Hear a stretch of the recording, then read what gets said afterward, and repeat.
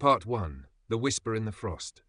I came to the lodge to study alpine fungus, not to lose my mind. The blizzard rolled in fast, too fast. One moment the sun glared off the slopes, the next whiteout. The roads were gone. The power flickered. I was alone. The others had taken the last jeep down hours before. On the second night, I started hearing the voice, faint at first, like wind slipping through old wood, but clearer with every hour. It called my name, Dahlia. I told myself it was the storm, the howling gusts, the way sound echoes through these mountain walls. I busied myself cataloguing spore samples, but when I turned away from the microscope, I caught something, movement, in the mirror. It was subtle, like someone walking just behind me, but no one was there. Later, I turned the mirror to face the wall. The voice grew louder. "Don't look away, Dahlia." I covered the mirror. That's when I realized there were others, reflections where there shouldn't be any, in the glass of the window, in the kettle's sheen, all staring, all still, until one blinked. Part 2. They watched through glass. I stopped cleaning anything with a reflective surface. Every polished spoon, window, screen covered. The world inside the glass was growing darker, more vivid. By the fourth day, I only had one flashlight left.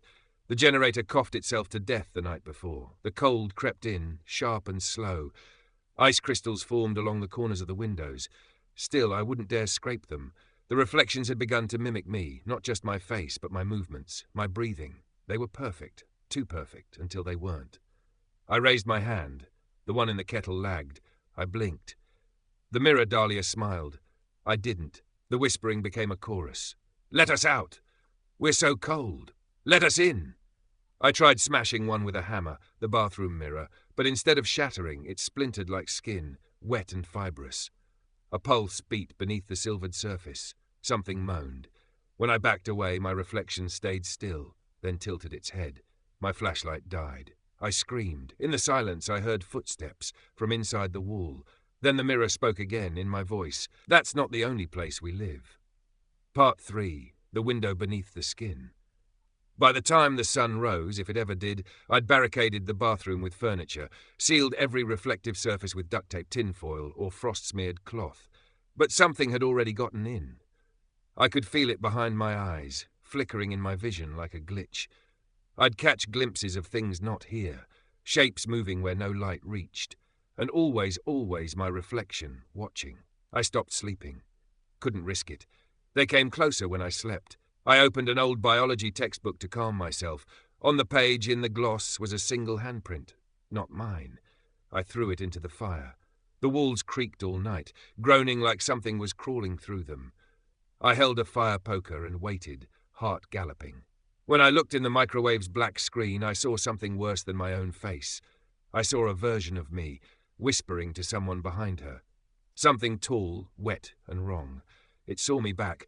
I tore the microwave from the wall. Behind it, a narrow vertical gap, dark, breathing. Something was living inside the walls.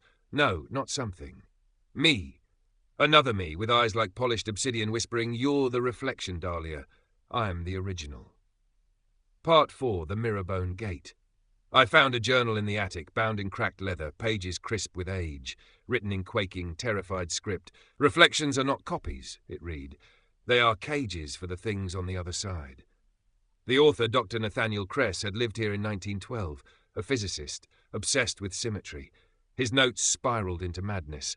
Diagrams of eyes within mirrors, symbols scratched in blood. A final entry chilled me. "To seal the gate, break all windows, but never your reflection. It's the last tether to this side." Too late. The bathroom mirror I'd shattered began to pulse.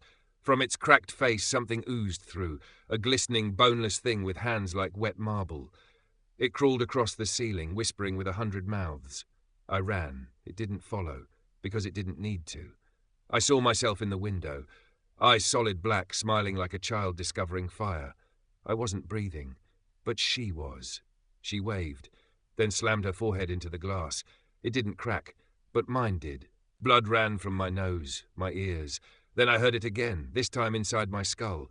"Break your reflection, Dahlia. Set us free." Part 5. Through a Glass Undying.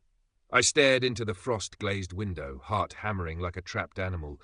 The version of me inside had stopped smiling. She mouthed a word, "Switch." I stepped back. Shook my head. She didn't. Behind her, dozens of things pressed forward. Creatures half-human, skin like misted chrome, but whispering truths no living thing should know. I screamed. Spun around. The room was empty, but the window's reflection wasn't mine anymore. She blinked. I didn't. Then she stepped away from the glass, on my side. I collapsed, couldn't move. Cold washed through me like black water. My limbs no longer listened. I watched from the other side now, a prisoner behind ice. She looked around the cabin, flexed my hands, grinned at her new voice, walked away, and I remained. Now I see every breath she takes. I'm stitched into every reflection, watching, aching, screaming with no sound. The others whisper to me in this shimmering dark. They were once like me, and they tell me the truth. There are no mirrors in hell, only windows, and someone always looking in.